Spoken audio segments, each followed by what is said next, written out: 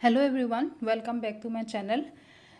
आज हम लोग एक बहुत ही इम्पोर्टेंट टॉपिक डिस्कस करेंगे वो है difficulty level of a question. तो हम लोग NTA UGC नेट के सिलेबस के अकॉर्डिंग प्रिपेयर कर रहे हैं, है ना। हम लोग का सब्जेक्ट है एडुकेशन पेपर 2। एंड आज जो टॉपिक है ये टॉपिक एक्चुअली सिलेबस में डायरेक्ट नहीं है, लेकिन इनसे रिलेटेड क्वेश्चंस आए हुए हैं एग्ज़ाम में। तो उसी हिसाब से एग्ज़ाम के पॉइंट ऑफ व्यू से हम लोग डिस्कस करेंगे, ठीक है। वैसे तो आइटम या फिर क्वेश्चन, एक क्वेश्चन पेपर के हर एक क्वेश्चन के डिफ़िकल्टी लेवल निकालने के लिए प्रोसीजर होता है, ठीक है। एक लंबा सा थोड़ा लंबा प्रोसीजर होता है, लेकिन हम लोगों के एग्ज़ाम में जो क्वेश्चन आया हुआ है, ये देखो question in a test a question was, ऐसा एक क्वेश्चन है जो कि सिर्फ 10 लोगों ने सही आंसर किया है आउट ऑफ 50। मतलब टोटल स्टूडेंट 50 थे एंड 50 में से ओनली 10 स्टूडेंट ने करेक्ट रिस्पॉन्स दिया है उस क्वेश्चन का। तो आपको पूछा गया है कि डिफ़िकल्टी लेवल क्या है उस क्वेश्चन का, ठीक है। तो हम लोग इसी क्वेश्चन के, ये जो क्वेश्चन है ना, इसी के अकॉर्डिंग, इसी के हिसाब से हम लोग आज डिस्कशन रखेंगे, ठीक है। इसी के हिसाब से पॉइंट ऑफ व्यू से हम लोग देखेंगे। चलो तो स्टार्ट करते हैं। और अगर आप लोगों को NTA UGC नेट्स के रिलेटेड और भी टॉपिक चाहिए तो कुछ कुछ टॉपिक आप लोगों को मिल जाएगा मेरे प्लेलिस्ट में जाके। ये जो प्लेलिस्ट नाम है, मेरे टोटल 3 प्लेलिस्ट है, उनमें से NTA UGC नेट एक्सपीरियंस बोल के जो प्लेलिस्ट है वहाँ पे आपको कुछ कुछ टॉपिक मिल जाएगा नेट के सिलेबस के, ठीक है। चलो तो अभी हम लोग स्टार्ट करते हैं difficulty level of an item. तो डिफ़िकल्टी लेवल क्या हम लोगों को बताते हैं कि एक आइटम या फिर एक क्वेश्चन कितना डिफ़िकल्ट है, या फिर वो क्वेश्चन डिफ़िकल्ट है या इजी है या मॉडरेट है, ठीक है। वो हम लोग एनालाइज करने के लिए डिफ़िकल्टी लेवल हम लोगों को जानना ज़रूरी होता है, ठीक है। तो अभी देखो डिफ़िकल्टी लेवल जो होता है वो डिनोट करते हैं P से। मतलब P का मीनिंग होता है डिफ़िकल्टी इंडेक्स भी कहा जाता है इसको। तो ये डिफ़िकल्टी लेवल को डिनोट करते हैं। और P क्या है? P ऐसा एक प्रोपोर्शन है। P का वैल्यू हम लोग कैसे निकालेंगे, ये देखो। P का वैल्यू कैसे निकालेंगे? Number of students answer the item correctly. जितने लोगों ने उस क्वेश्चन का सही आंसर दिया है उनका नंबर लिखेंगे पहले, एंड उनको डिवाइड करेंगे किससे? टोटल नंबर ऑफ स्टूडेंट्स, ठीक है। तो अभी हम लोगों का जो क्वेश्चन था, ये वाला क्वेश्चन, तो इसमें देखो टोटल स्टूडेंट था 50 एंड सही आंसर किया था 10 स्टूडेंट ने। तो हम लोग क्या लिखेंगे? 10 लोगों ने सही आंसर दिया, कितने में से? 50 में से। तो 10/50, ये जो रेशियो लिखा है ना, ये है P का वैल्यू, ठीक है। ये है डिफ़िकल्टी लेवल का और डिफ़िकल्टी इंडेक्स का वैल्यू ये। तो इसका आंसर कितना आएगा? 1/5। 1/5 मतलब कितना हो गया? 0.2, ठीक है। तो इसका मीनिंग क्या है हम लोग अभी देखेंगे। P का वैल्यू 0.2 आने से वो क्वेश्चन इजी क्वेश्चन माना जाएगा या फिर डिफ़िकल्ट क्वेश्चन माना जाएगा या फिर मॉडरेट क्वेश्चन, वो अभी हम लोग डिस्कस करेंगे। चलो तो यहाँ पे दिया है कि P का जो वैल्यू होता है, that value is inversely proportional to the items difficulty level. Inversely proportional का मीनिंग क्या होता है?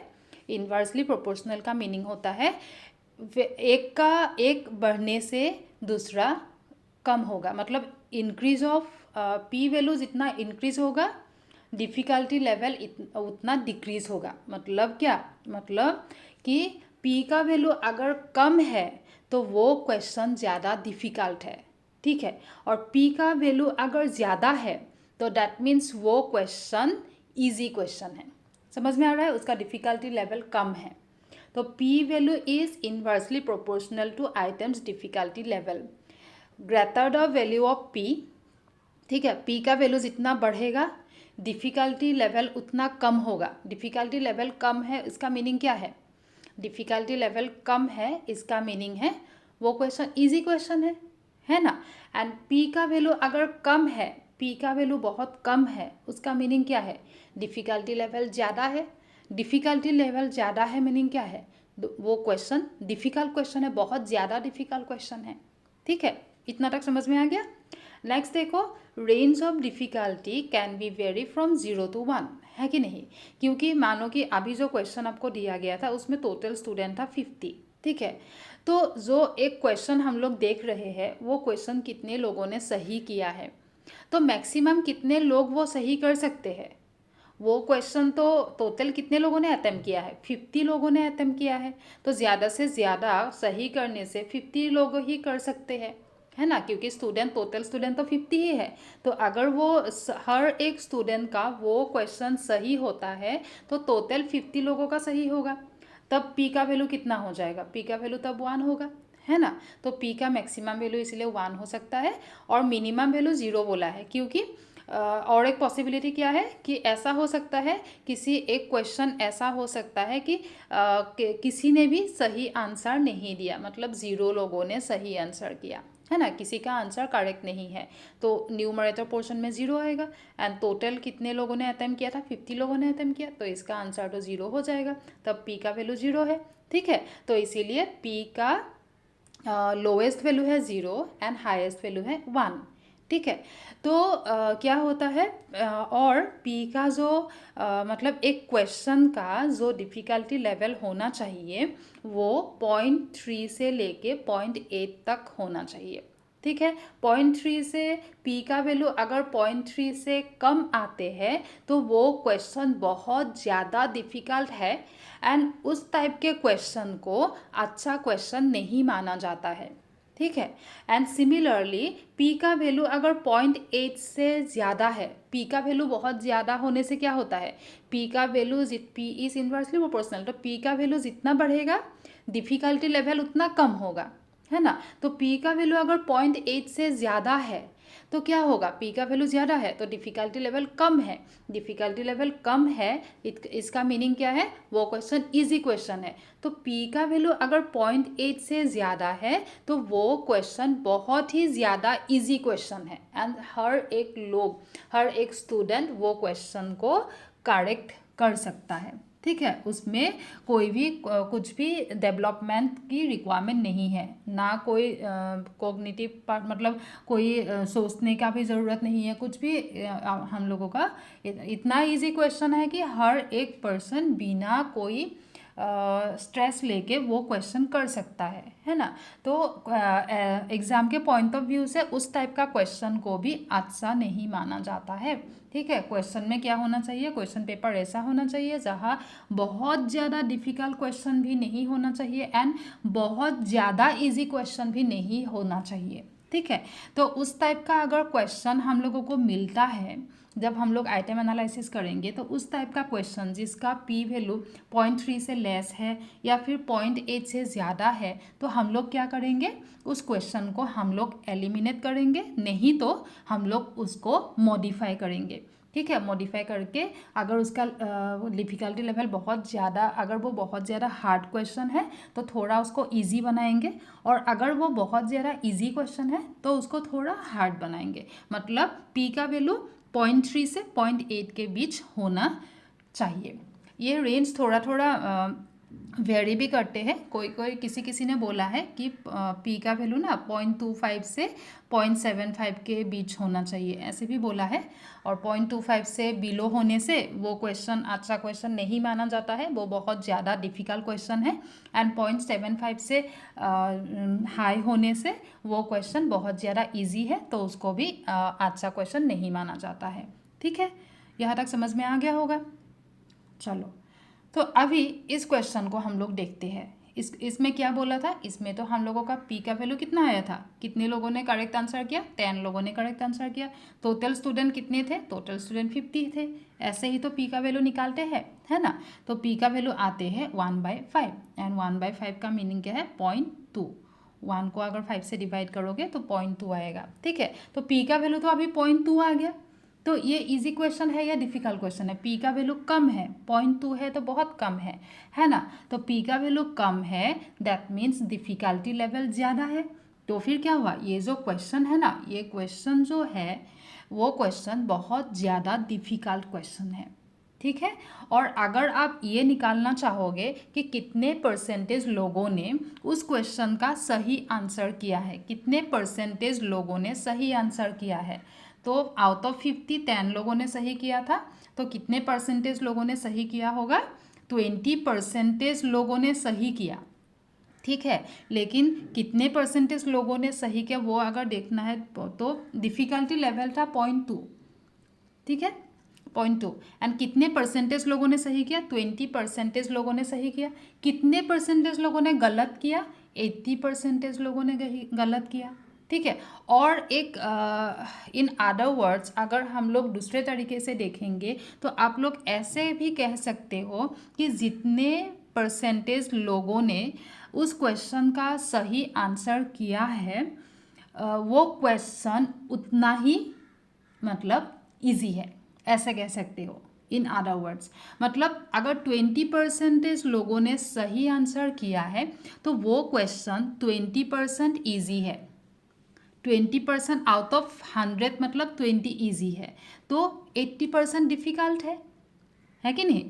समझ में आ रहा है? मतलब अगर कोई एक क्वेश्चन ऐसा है जो क्वेश्चन मानो कि 40% लोगों ने सही आंसर किया है, तब क्या होगा? जितने लोगों ने सही आंसर किया है उतना वो क्वेश्चन उतना परसेंट ईजी है, ठीक है। इसीलिए उतने परसेंट, इसीलिए अगर 40% लोगों ने सही आंसर किया है इसका मीनिंग है वो क्वेश्चन 40% ईजी है, 60% डिफ़िकल्ट है, ऐसे भी कह सकते हो, ठीक है। अगर वो क्वेश्चन 20% लोगों ने सही किया है तो वो क्वेश्चन 20% ईजी है, 80% डिफ़िकल्ट है, ठीक है। ज़्यादा कहाँ तक जा रहा है? ज़्यादा तो डिफ़िकल्टी की तरह जा रहा है, तो ये क्वेश्चन डिफ़िकल्ट क्वेश्चन है, ठीक है। उसी हिसाब से हम लोग देख सकते हैं और उसी हिसाब से इसका आंसर दिया है। डिफ़िकल्टी लेवल आपको पूछा गया था यहाँ पे, डिफ़िकल्टी लेवल कितना है क्वेश्चन का, तो डेफिनेटली वो क्वेश्चन तो हार्ड क्वेश्चन है क्योंकि पी का वैल्यू 0.2 आया था, है ना। तो कितना हार्ड है? तो पी का वैल्यू तो डिफ़िकल्टी लेवल से इन्वर्सली प्रोपोर्शनल है ना। तो हम लोग पी का वैल्यू जितना मिला, अभी 0.2 मिला था, तो 20% लोगों ने सही आंसर किया, तो 20% ईजी था एंड 80% डिफ़िकल्ट था, तो उसी हिसाब से इसका आंसर 80 दिया है, ठीक है। तो हम लोग इतना ही डिस्कस करेंगे। नहीं तो अगर आप लोगों को आइटम एनालिसिस देखना है, क्वेश्चन का डिफ़िकल्टी लेवल अगर कंप्लीट पोर्शन देखने से ना आपको आइटम एनालिसिस करना पड़ेगा। और आइटम एनालिसिस में क्या करते हैं, मानो कि आपके क्लास में टोटल 100 स्टूडेंट्स हैं, ठीक है। अभी आपको देखना है कि हर एक क्वेश्चन कितने लोगों ने सही आंसर किया है, तो आप क्या करोगे, मानो कि आपके क्वेश्चन पेपर में टोटल 20 क्वेश्चंस थे, ठीक है। तो उसी हिसाब से आपने क्वेश्चन पेपर उन लोगों का आंसर स्क्रिप्ट चेक किया। चेक करने के बाद जिसको जितना जितना मार्क्स मिला वो आपने दे दिया, ठीक है। तो आपके टोटल स्टूडेंट कितने हैं? 100 स्टूडेंट्स हैं।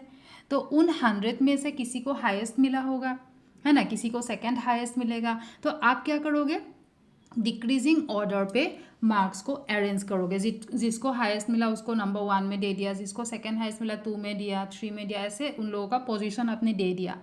पूरा टॉप से लेके टॉपर को फर्स्ट पोजीशन दिया, फिर ऐसे कम करते करते पूरा 100 स्टूडेंट्स को आपने अरेंज कर लिया, ठीक है। उसके बाद इसका प्रोसीजर क्या होता है थोड़ा वो बोल रही हूँ, बता रही हूँ, सुनो। तो क्या करते हैं ना, जो टॉप 27% होते हैं, टॉप 27% एंड बॉटम 27%, ठीक है। ये जो मतलब आपका स्टूडेंट टोटल 100 है ना, तो 27% ऑफ 100 बोलने से 27 ही होगा।